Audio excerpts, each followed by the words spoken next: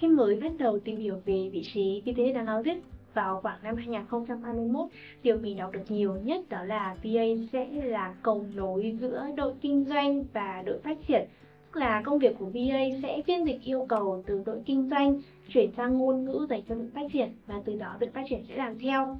Và mình cũng đã từng tin là BA chỉ có trong ngành công nghệ thông tin, BA nhất định phải hiểu code. Tuy nhiên sau quá trình mà mình đi làm thì mình thấy cách hiểu đó chưa đủ. Vậy thì Business Analyst là gì và tại sao các tổ chức cần có vị trí BA? Thì hãy cùng mình tìm hiểu những điều đó trong video ngày hôm nay nhé. Mình sẽ đi từ ví dụ thực tế để dễ hình dung hơn. Ví dụ đầu tiên mình muốn chứng minh BA không chỉ là phiên dịch yêu cầu giữa đội kinh doanh và đội phát triển, mà là người đóng vai trò làm rõ gốc rễ của vấn đề. Bởi vì đôi khi đội kinh doanh nghĩ vấn đề là A, tuy nhiên mình phải làm B thì mới giải quyết được gốc rễ vấn đề đó. Trong ví dụ này thì mình lấy về một công ty làm về logistics, và vấn đề họ đang gặp phải là trễ giao hàng. Gần đây thì bộ phận kinh doanh gặp cái than phiền từ phía khách hàng là giao hàng quá là chậm, và bộ phận kinh doanh nghĩ là sẽ làm một cái tính năng giúp cho khách hàng theo dõi được cái lịch trình di chuyển thực tế của tài xế, và từ đó thì họ sẽ yên tâm hơn. Nghe thì rất hợp lý, và nếu làm theo yêu cầu đó của đội kinh doanh thì đội phát triển sẽ cần phải tích hợp hình ảnh GPS, hiển thị bản đồ online, tốn tiền thuê ngoài API và nâng cấp server vân vân. Nhưng mà nếu có sự xuất hiện của BA thì BA sẽ đặt ra nhiều câu hỏi hơn, ví dụ như là tỷ lệ giao hàng trễ thường xảy ra ở khu vực nào, nội thành hay liên tỉnh, khách hàng thường phàn nàn ở giai đoạn nào của quá trình giao hàng, có log dữ liệu thời gian cụ thể về từng khâu xử lý hay không. Và sau khi phân tích thì BA phát hiện ra 80% đơn hàng bị giao trễ là do thời gian xử lý ở trong kho bị chậm, chứ không phải do tốc độ giao hàng của tài xế bị chậm. Và nhiều đơn hàng không được thông báo dẫn đến thời gian lưu kho bị lâu. Bản chất của vấn đề, khách hàng không cần biết vị trí giao hàng thực tế của tài xế, mà họ cần cái tốc độ giao hàng nhanh hơn, và họ cần biết cái thời gian mà đơn hàng sẽ được giao.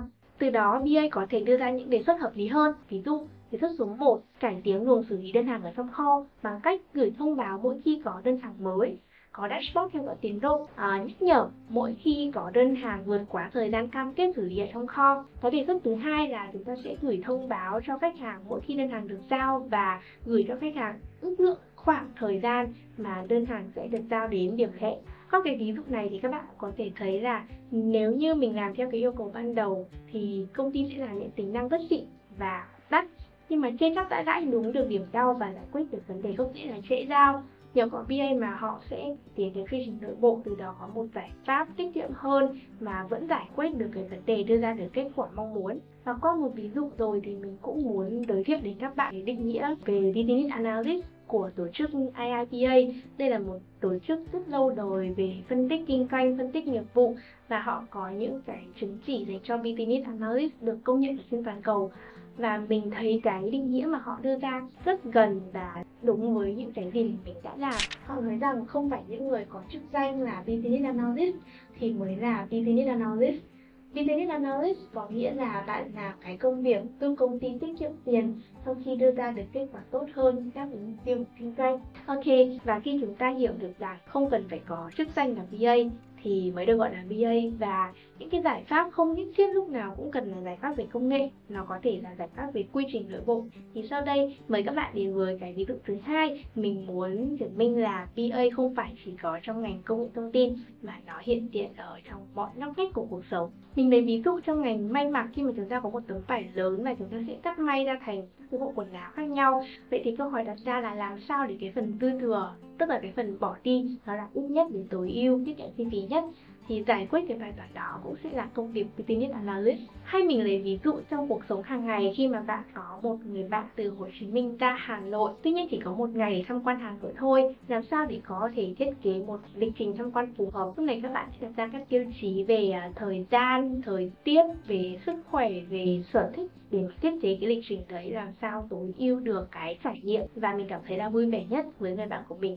Thì giải quyết cái bài toán đó cũng sẽ là công việc Business Analyst. Do đó với mình, BA nó hơn cả là một vị trí, nó là một kỹ năng cần thiết cho tất cả mọi người. Cái điểm khác biệt nằm ở mức độ phức tạp và kiến thức dùng để giải quyết vấn đề là gì. Chúng ta cùng đến với câu hỏi theo, tại sao các tổ chức doanh nghiệp lại cần Business Analyst? Khi mà mình làm kinh doanh hay làm bất cứ một điều gì thì cái tính hiệu quả luôn được đặt lên hàng đầu, bởi vì không phải ai cũng có thời gian, công sức, tiền bạc để thử sai mãi. Lúc mà các bạn là một biểu đồ được đưa ra bởi IBM, một công ty công nghệ hàng đầu của Mỹ, và lĩnh vực được đề cập tới là Product Management. Có nhiều bạn sẽ thắc mắc là PA là gì. Trong Product Management thì mình sẽ có một cái video khác trình bày rõ hơn và khái quát tranh về nghề Business Analyst.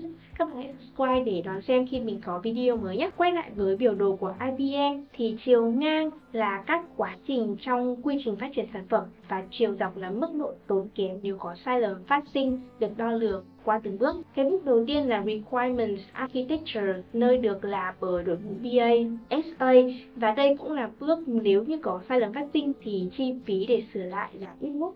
Đồng nghĩa với việc là bước này mình làm càng chính xác thì càng tiết kiệm chi phí về sau. Nếu các bạn còn chưa biết đây là gì thì mình đã có một video làm về các hướng phát triển Business Analyst. Trong đó mình có đề cập đến SA và các bài toán mà SA giải quyết, thì các bạn có thể xem video mình để ở link phía trên bên này nhé. Nếu như bạn còn nhớ ở đầu video ví dụ về công ty logistics và vấn đề họ gặp phải là trễ giao hàng, nếu như Business Analyst không có tư duy phản biện mà chỉ làm theo đội kinh doanh thì chi phí sẽ bị đội lên và vấn đề gốc rễ lại không được giải quyết, và công ty sẽ tốn nguồn lực để quay lại tìm gốc rễ của vấn đề, triển khai một giải pháp mới. Thực tế không phải doanh nghiệp nào cũng có nhiều tiền để thử sai và làm lại như vậy, và càng những doanh nghiệp càng nhỏ thì họ càng phải căn cơ. Chính vì vậy mà các cái tổ chức doanh nghiệp cần cái vị trí Business Analyst, hoặc là cần một người có cái tư duy về Business Analyst. Vậy là trong video này chúng ta đã cùng nhau đi sâu hơn, tìm hiểu về vai trò thực sự của Business Analyst. Không phải chỉ là phiên dịch yêu cầu hay chỉ có trong ngành công nghệ thông tin như quan điểm đầu tiên mà mình hay có thể là các bạn cũng đã từng nghĩ. Hy vọng rằng những quan điểm cá nhân, những chia sẻ của mình trong video này có thể giúp các bạn có cái nhìn sâu sắc và toàn diện hơn về BA. Nếu các bạn cảm thấy kiến thức mà mình chia sẻ là hữu ích thì hãy like, share để lan tỏa kiến thức đến nhiều người hơn nhé. Và hãy đăng ký kênh để đón xem các video tiếp theo. Bật bí là mình sẽ chia sẻ quan điểm cá nhân về bức tranh nghề BA. Xin chào và hẹn gặp lại các bạn trong các video tiếp theo.